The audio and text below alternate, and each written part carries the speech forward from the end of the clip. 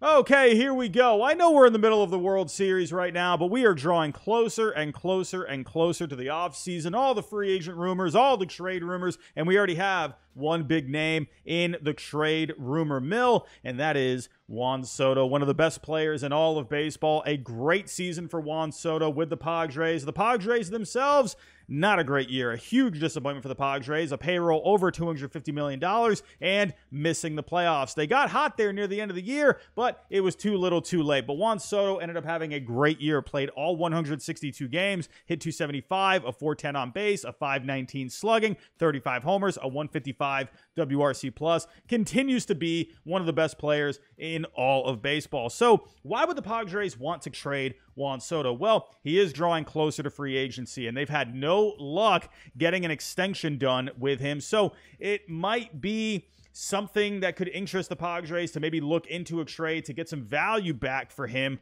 before he ends up just hitting the market. And if you go back to the trade deadline, he was in the rumor mill at the time. It was seen as unlikely at the time, but the fact that they were listening to offers, I think, could tell us something. There is also the fact that they want to get the payroll down to around the $200 million mark. Like I said, their payroll was over $250 million. They want to cut back on some money there. Now, they do have some money coming off the books. Guys like Blake Snell, Drew Pomeranz is finally coming off the books, Rich Hill as well. Josh Hader has reached the end of arbitration. He's going to go somewhere. So they got a good amount of cash coming off the books here. And, and to me, with Juan Soto, the fact that he's going to be making an estimated $33 million in arbitration this year, I can understand maybe why the Padres would want to look into getting rid of that, because that would also help them get to that $200 million mark. And there is already some rumors as of right now. The Yankees and the Padres, according to Andy Martino, have had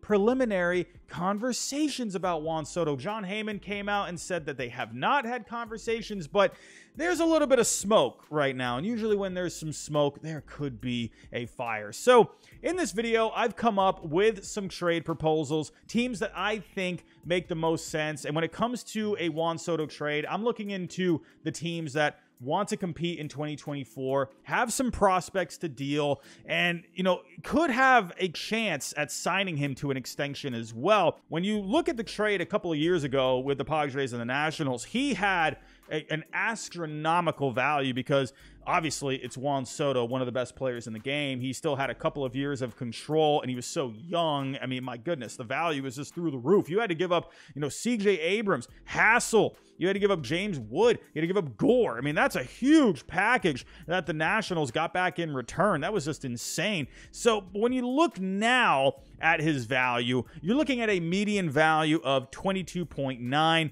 So when you think about Soto as of right now, he's only got one more year left of control until free agency, so there's no surprise there. But I do think with Soto, you're going to be looking towards the high end of that range of right around $27.5 million. I wouldn't be surprised if you even see anywhere from 30, maybe 35 million even, because this is Juan Soto at the end of the day. So I've come up with some proposals here, a couple of different teams that I've been looking at that could be a great fit for Juan Soto. Let's get to it. And another thing I think will be key in this trade is that the Padres get back a mix of talent, both major league ready as well as some prospects. Because at the end of the day, the Padres are still here to compete. They got superstars on this team. So I think they're going to want something back that will help their major league team. But of course, they're going to want some prospects as well. They've been shelling out the prospects. So they definitely want to get something back for their farm system. So I think a good mix of both major leaguers and minor leaguers are going to be what it takes to get Juan Soto. Up first, I got the New York Mets, and Mets fans have been drooling over the possibility of Juan Soto for years now, and why wouldn't you? It is Juan Soto at the end of the day, and you got a guy like Steve Cohen running the show. You can absolutely pay Juan Soto the big bucks, especially when you got someone like Cohen as the owner of the team. And now the Mets, this is another team that was a huge disappointment this past year, a massive payroll, and also missing the playoffs, trading away guys like Justin Verlander or Max Scherzer. They did get back some pretty good prospects in return. So maybe they look towards 2024. I know there's been those reports where they're looking at 2025 because of the prospects that they got. But to me, if you're the Mets and you could maybe make a trade for someone like Juan Soto, get him signed to an extension, I mean, that would just be massive for the team. You would be able to compete in 2024 as well as years to come. And now Juan Soto would be great for this lineup. It felt like the Mets were a bat short all year last year. Sure, you got Lindor, you got Alonso, you got Nimmo. McNeil was decent last year. The slugging could have been a little bit better. But, Marte was hurt at the end of the day. Alvarez came in, and he definitely provided some juice at some points. Beatty, though, had a disappointing year. It just felt like they needed one more bat, and Soto would be incredible for this team. So the trade that I have put together, I might rile up some Mets fans here. I'm waiting for the comments here. I'm going to just get blasted here. But the trade that I have put together, it will be led by Jeff McNeil. I know that might be tough to swallow, but the Padres are going to want something in return. McNeil could be really good for the Padres because he has turned into more of that utility player. You got guys like Cronenworth and Ha-Seong Kim, but McNeil is a guy that has played some outfield. He can go out there. To me, the Padres here, they're getting a guy in return that can help their team in 2024, but you're also getting some prospects as well. Mauricio would be the headliner here in terms of value, but this is a prospect here that just has such a ceiling. I think the Padres would really like someone like him. And then a couple of pitching prospects as well in Tidwell and Hamill. So when it comes to Mauricio, he is the number 4 prospect on MLB Pipeline as of right now. When you look at Blade Tidwell, he is number 10. And then when you look at Hamill, he is number 16 as well. I think this could be a pretty decent package overall to land someone like a Soto, maybe even throw in, take someone out, maybe like Hamill, replace him with someone a bit more value there to really just juice up this package. But that's kind of what I was thinking here for the Mets. But let's get to the next trade. Coming up next, I have the Seattle Mariners. And speaking of disappointments, how about the Mariners this past year? They got off to a bit of a slow start, but after the All-Star break, they looked so good. They were red hot. They looked like they were going to do some damage in the postseason if they made it. But in the end, they just completely slipped up. The Rangers and the Astros found their footing, and the Mariners were on the outside looking in. That's a huge disappointment if you ask me, considering the team that they had, the types of players that they had on this team, the pitching that they had this past year. I thought if the Mariners made the postseason this year, they could really do some damage, but here they are. But one thing I do think they need is a bat. Teoscar Hernandez is going to be a free agent, but Teoscar Hernandez, in my opinion, didn't really live up to the hype. He had his moments this past year, but he wasn't really that impactful bat that I thought he could be for the Mariners. But Juan Soto would absolutely be an impactful bat for them. Can you imagine Soto and Julio Rodriguez in the middle of this order with guys like J.P. Crawford as well, Cal Riley, who hit 30 bombs last year? I mean, this would be a really good lineup with Juan Soto. I know Mariners fans out there, they like to say, oh, the Mariners, they don't like dealing with Scott Boras, yada, yada, yada. But this is Juan Soto at the end of the day. And I also know they paid Julio Rodriguez the big bucks. So would they be willing to give out another huge contract to someone like Juan Soto? I don't know. But to me, it's Juan Soto. If I have a chance to add one of the best players in the game, I'm absolutely going to do it, especially at only 25 years old. I would do everything I can to try and sign this guy up to an extension. And the Mariners, they do still have some prospects that they could deal. They did give up quite a bit for Luis Castillo a couple of years ago, but they still have something to get Soto. Now, this one might be interesting for Mariners fans. This trade proposal, I wonder what Mariners fans will think about this, but the headliner in this one for me is Jared Kelenic. So, Mariners fans, let me know. Would you deal Jared Kelenic and some prospects if you had a chance to get Soto, even if you knew maybe, you weren't sure if you can get an extension done? Let me know. I know that might rub some people the wrong way, but in my trade, I have Kelenic here, and then we have some prospects. We got Jonathan Clase, Emerson Hancock, and Montez, who is a young prospect and international free agent signing for them. And if you take a look at their rankings as of right now, Hancock had a cup of coffee this past year, so he is major league ready. He could slide into that rotation for the Padres, who could lose Blake Snell, so that could just simply be a young arm to add to the rotation. And then Clase, this is a guy who, he had a pretty decent year, not with the batting average per se, but he had a pretty good on base. The slugging was at 450, had 20 homers. He did have 79 stolen bases. So this is a guy who could really be a game changer down the road. And then I have Lazard Cesaro Montes in this deal as well, who had only, 19 years old, had a really good year in the minor leagues last year, hitting .303 with a .440 on base, a .560 slugging, 13 homers last year. So this is a guy, maybe, the Padres, it might take him a little time to get to the major leagues, but this is an intriguing prospect. So let me know what you think of this deal. I think the Mariners could be a pretty good fit, but let's get to the next trade. Up next, I have my Boston Red Sox. And no, this is not Draftnik Robbie talking, so hear me out. I think the Red Sox could be a great fit for Juan Soto. People have called Juan Soto the modern-day Ted Williams. That sounds pretty perfect, if you ask me.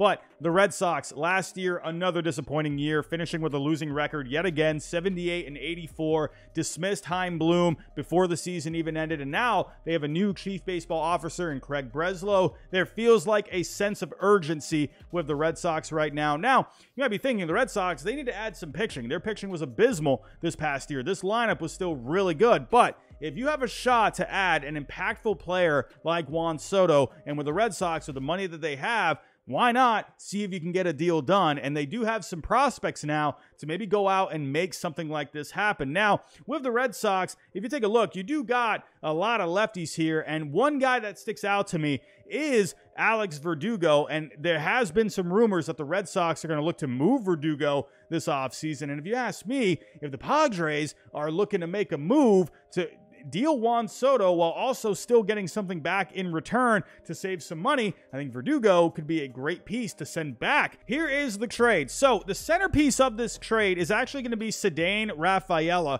along with Verdugo. So with Rafaela, this guy has a really solid amount of value. He did have his moments with the Red Sox after coming up for a cup of coffee at the end of the season last year.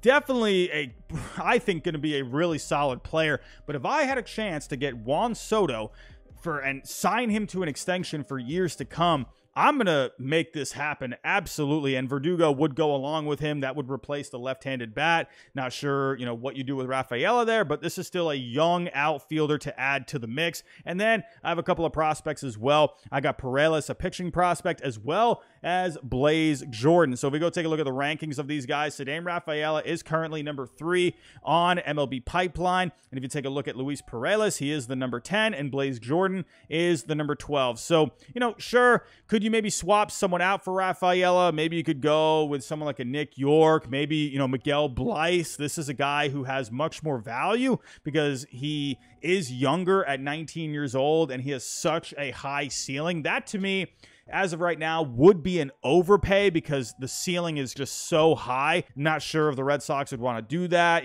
but could maybe someone like Nick York, maybe Mikey Romero, possibly. I don't know.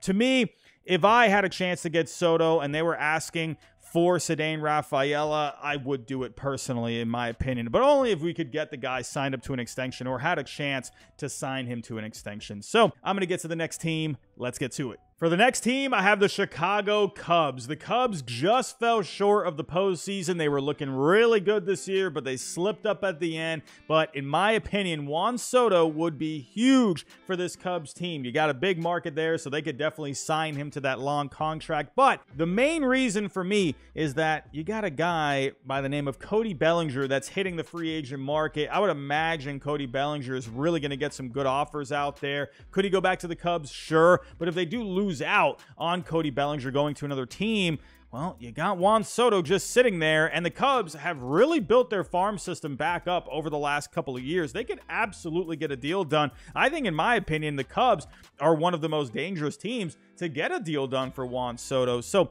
if we go take a look at the trade that I have proposed, this is, in my opinion, I think a pretty balanced package for someone like Juan Soto, but we could always switch guys out. The guy that has the most value as of right now is Matt Mervis. This is a guy who did really well in the minor leagues last year, put up some really good numbers, but wasn't really fully able to get it going at the major league level. But this is definitely a good bat that the Padres could get in return and under a lot of control as well. And then we got a few prospects as well. We got Casey, we got Ferris, and we got Arias as well. So if we go take a look at where these guys rank, Casey is their number 3 prospect as of right now. It's a solid outfielder that you could add. Jackson Ferris is their number 8 prospect, a left-handed pitching prospect, still very young.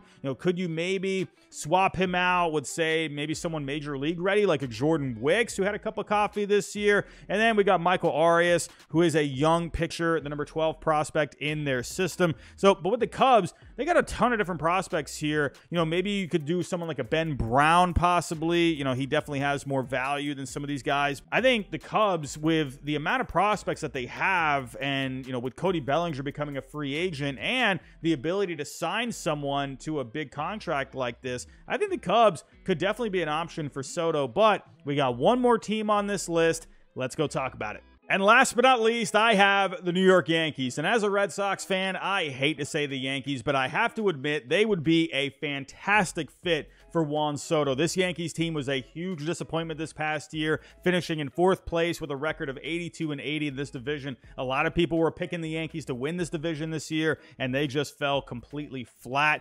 And their offense was absolutely abysmal this year, considering what they had in this lineup. Taking a look here, they were 19th in WRC+. They were actually lower than this, and they did get hot a little bit towards the end there, calling up some of the younger players that were giving them a bit of a boost of the offense. But all year, this offense pretty much struggled. You had Aaron Judge out for a little while with the foot injury, so the Yankees just never got it going with the bats. But could you imagine them adding Juan Soto to this lineup with Aaron Judge in the middle of the order? I mean, that would just be a deadly 1-2 punch, if you ask me. Now, will Brian Cashman pull the trigger on a deal? I don't know. But to me, I think the Yankees, they need to do something. They need to get the juice going again. Can definitely get a deal done. Again, will Brian Cashman want to part with the prospects? I don't know. But here's the trade that I have set up. And in this deal, I do have Anthony Rizzo going back to the Padres because, Rizzo would be a bat that they can include in their lineup, a lefty bat that would basically just replace Soto. But in this deal, we got Rizzo. And, with Rizzo, he has a negative value at the moment, so they would be taking on his contract. He does have a club option for 2025, so, that could be something of value to the Padres as well. But the fact that he has a negative value here, this could allow the Yankees to make up for that in terms of prospect values. So when it comes to the prospects here, I have Pereira. He came up last year. This is a good young prospect for the outfield that could be a really good player for the Padres down the road. And then I do have their top pitching prospect in Chase Hampton, as well as Will Warren, another solid prospect in the system as well. So Pereira is their number 3, Hampton is their number 4, and then Will Warren on pipeline is their number 10. Now, with the Yankees, the one big thing with the Yankees is that they can sign Soto to a long-term deal. They definitely have the money. They do have some fat contracts on this payroll already with Judge and Cole and Rodon, who was a complete bust last year, and Stanton too. So, that would be a lot of beef on the payroll if they signed him to that long-term mega deal. But it is the Yankees at the end of the day. They definitely could get it done, and they definitely need something in this lineup, if you ask me. I know they got some young players coming up, so who knows what route they go. Who knows if Juan Soto ends up getting traded, but this is definitely something to pay attention to, and these teams, I think, would be the best fits in my opinion. But let me know what you think down below in the comments. Do you think Juan Soto will get traded? If you do, where do you think he ends up going? Tell me the packages that you think down below in the comments. But that's all I have for right now. Thanks for watching. If you can on the way out, hit the like button, subscribe if you're new, and I'll talk to you next time.